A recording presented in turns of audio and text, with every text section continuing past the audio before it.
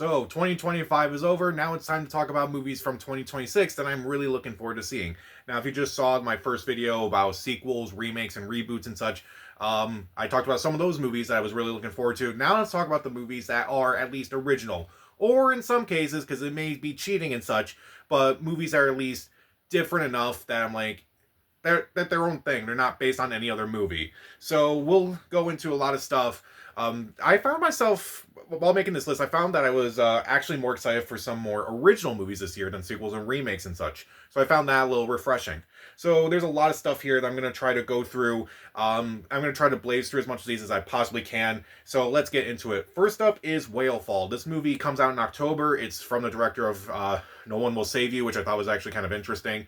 Does have Austin Abrams and Josh Brolin in it, so it could be really fascinating, but we'll wait and see. Hex, this is Disney's newest Thanksgiving movie. We'll wait and see if this movie is kind of like a better version of Wish. The Dog Stars, this movie is from Ridley Scott, and Ridley Scott can be hit or miss as a filmmaker these days, but it does have a pretty good cast. Josh Brolin, Jacob Elordi, Margaret Qualley. It is sci-fi, it is a little dystopic and such. They did move it from a March date to August, so at first I was kind of nervous, but realizing that it may actually benefit the movie, it's like, okay, that actually sounds really cool and such, so maybe it will actually be better. Flowervale Street. This is a movie that's from the director of It Follows, and it was initially supposed to come out last year, but it got delayed until this year, and we'll wait and see if this movie actually does. I don't know if it's because it's like another Under the Silver Lake, if you know what I mean, but it does have Ewan McGregor, also has Anne Hathaway in it. Anne Hathaway's going to be all over the place this year. She's got The Odyssey, Devil Wears Prada 2, and I'm kind of curious to see what this movie's going to be like. I'm hearing some things about it that's going to have dinosaurs and such, and let's just hope it's a better dinosaur movie than any of the Jurassic Park sequels. Obsession. I saw the trailer for this in front of a couple movies, and it definitely looks very eerie. I'm kind of curious to see what this movie's going to be like. I'm hearing a lot of good things. Doesn't come out until May, so we'll have to wait and see. Crime 101. This is kind of a darker version of Thor Ragnarok, basically, because you have Mark Ruffalo going after Chris Hemsworth. He also has a pretty good cast, including Halle Berry, Barry Keoghan, Nick Nolte, Monica Barbaro, Corey Hawkins, I believe, is in this movie too. But this movie does look like it could be really fascinating and really cool. Wuthering Heights. This movie is either going to be really awful or actually decent. There's really no in between. This movie looks like it's 50 Shades of Grey just in the 19th century, but I am going to give it a pass because Emerald Fennell's a director that I was kind of intrigued by. I really like Promising Young Woman. Saltburn, I kind of got into it, but it kind of just lost me in the end. But it definitely looks like it's going more the Saltburn route, if you know what I mean. It's definitely looking a little bit more risque than Promising Young Woman was. So we'll have to wait and see if this movie is going to be just one of those movies that I'm uncomfortable watching for one reason or another. But it does have, two interesting leads at least, so we'll wait and see. Michael, the Michael Jackson biopic that was actually supposed to come out last year, but got pushed back to this year. You have a talented director involved. You have Antoine Fuqua, who I think is a really good director. You also have Jafar Jackson, who is Michael Jackson's nephew, playing him. And I'm kind of curious to see because, Michael Jackson's someone that, I really like their music, but I don't really listen to him as much these days. And I don't know if it's because I just outgrew him or just, a lot of the controversies that came out about him. I'm like, I don't really want to be involved with that. And I'm kind of curious to see, is the movie going to address that? Are we going to at least, for lack of a better term, touch on that? I do think the movie has a very interesting cast. Aside from Jafar Jackson, you have Coleman Domingo as his father, Nia Long's in this movie, Miles Teller's in this movie. So hopefully I'm curious to see what this movie is going to be like. Remain, this is M. Night Shyamalan's next movie, and it's a weird horror romance thriller. I guess it was also written by Nicholas Sparks, which is that is a pairing that I would never imagine. Jake Gyllenhaal is in this movie, and for better or worse, regardless of how you feel about M. Night Shyamalan, he's always going to make something that's going to be unique. It's going to be either uniquely bad or actually decent. He can hit a home run every once in a while. It's just he makes movies that don't. And I'm kind of curious to see how crazy this movie is going to get. Are we going to get another Glass level insanity or Old level insanity? I don't know, but we'll have to wait and see. Coyote versus Acme. This is a movie that's finally getting released. Let's hope it's actually good. I heard a lot of good things about it, but let's just hope this movie is actually worth the hype and actually worth the controversy surrounding it. The Drama. This is a movie that stars Zendaya and Robert Pattinson in one of their 3 movies this year. They're also in Dune Part 2 together, but they're also in The Odyssey. But I am curious to see as well, because this is also from the director of Dream Scenario, a movie that I thought was just okay at best. I'm curious to see what this movie's going to be like. Is it going to be about them kind of tearing each other apart and such? I'm guessing because of the title of the movie and such, but we'll have to wait and see. And Hokum, this is a movie that stars Adam Scott and it's from the director of Oddity, which admittedly I wasn't the biggest fan of Oddities, which is why I kind of didn't review it when it came out.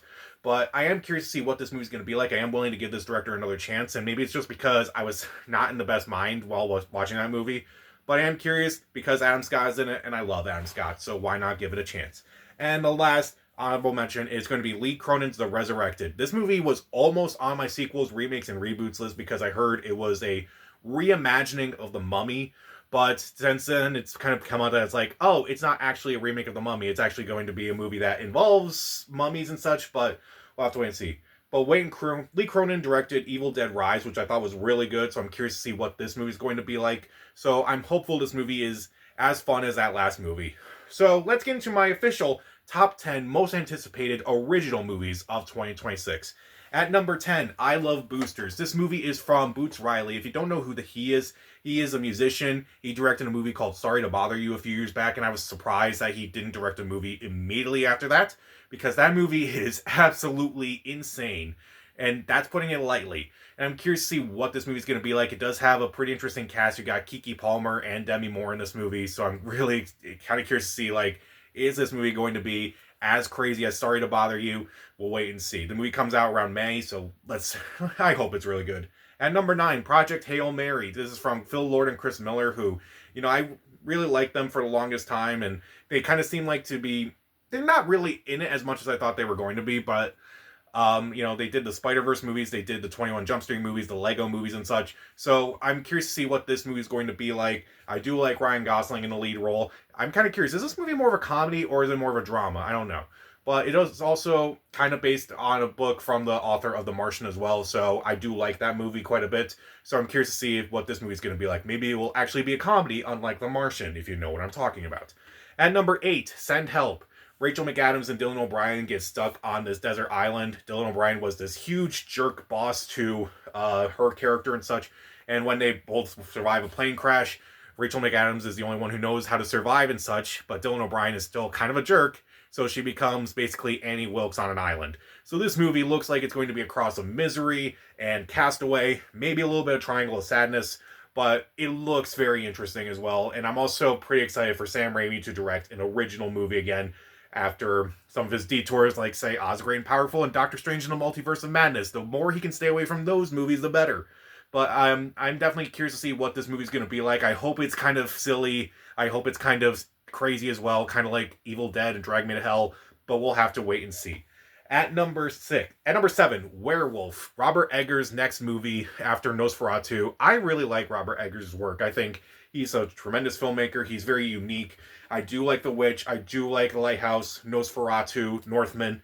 And I'm very curious to see if he can actually make a decent werewolf movie these days, because most of the werewolf movies that come out, they lack bite. They really do. At number 6, Ebenezer, A Christmas Carol. Now, I said this at the beginning. I am not counting movies. I'm putting movies on this list that maybe are new versions of classic stories and such.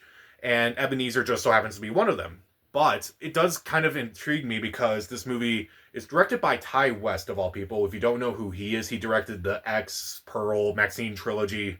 But it also features actors such as Johnny Depp, Ian McKellen, Tremel Tillman from Severance, Andrea Riseborough, Rupert Grint, Sam Claflin. This movie could be really fascinating, kind of a darker take on a very dark story. Christmas Carol is one of those stories that, people watch every year. Everyone has their versions that they watch. I watched Muppet Christmas Carol this past year, and also I watched Scrooged. But I'm curious to see, like, how dark are they going to take it? Like, let's hope it's, like, actually dark that actually works, unlike something like, say, the Robert Zemeckis version, which is just too much. But I'm curious to see what this movie's going to be like. Also, I'm curious to see if this movie is going to kind of revitalize Johnny Depp's career in some way. We'll have to wait and see. At number 5 is Digger, which is the new movie from Alejandro G. Iñárritu. Stars Tom Cruise. They only released just a teaser of it, which just announced the title of the movie, which I'm only really curious about because no matter what, Tom Cruise is just going to go out of his way to make very out there movies and such, and he's gonna, every time he does like some crazy stunt, I'm like, yeah, I actually know it's actually him doing that, and I'm curious to see what this movie's gonna be like. I hear it's gonna be more of a comedy, which a lot of his movies are kind of dark. I mean, Alejandro G. Iñárritu's, But I feel like after Birdman, The Revenant, he kind of dropped out a little bit. He uh, hasn't really been doing as many movies. I think he did like Bardo, which I thought got mixed reviews at best, which I didn't watch unfortunately, and I probably should. But I'm hopeful this movie is actually very good and very funny and such, and maybe a return to form for Alejandro Giannari too. At number 4, The Bride. This movie wasn't really on my radar because the movie was supposed to come out last year and it got pushed back to this year. It was supposed to come out around Halloween last year, but now it's coming out around March, which I thought was kind of weird.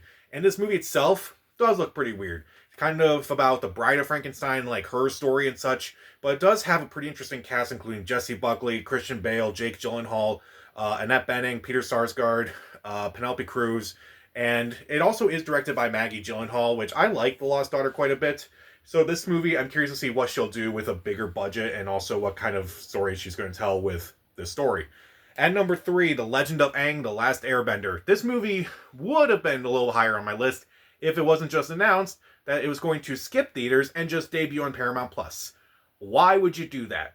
But I am a huge fan of Avatar: The Last Airbender. I probably will go back and watch the show later this year. Maybe I will do reviews of the show, but that's up in the air right now. But I am really excited to see what these characters have been up to since then, what they're going to do, and I'm kind of curious to see I just want to see the gang again, for lack of a better term.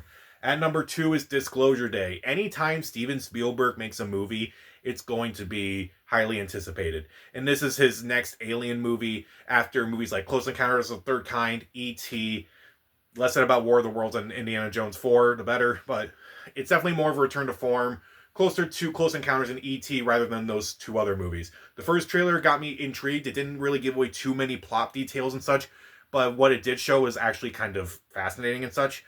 But also with a pretty good cast, including Emily Blunt, Colin Firth, Josh O'Connor, Coleman Domingo. So many people are in this movie, and I hope it lives up to some of his other movies. But if you did not guess what my most anticipated original movie is, and it's honestly just my most anticipated movie of 2026, it's The Odyssey. Anytime Christopher Nolan makes a movie, I am going to see it. I'm going to see it on the biggest screen possible. He makes movies that, I feel like no other director could make the movies that he does at such a scale that people actually want to see. And I'm very excited to see what he'll do. Now, obviously, this is a very classic story. This story has been done to death. Even when it was announced, I was confused because, this kind of seems like an odd choice. Like, we've seen The Odyssey done before by other directors. Like, why do we need a retread of this?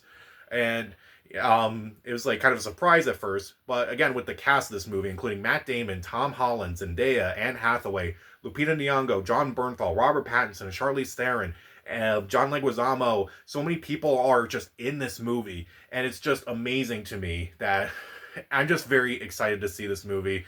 I will try to see it on 70 millimeter if I can, which is probably like 3 hours away at most. And this movie, again, Christopher Nolan, one of those filmmakers that no matter what kind of movie they make, I'm going to be fascinated by. And hopefully this movie is as epic as I'm hoping it is. So, what are your most anticipated original movies of 2026? Comment down below, subscribe to the channel. This is Pat. Stay safe.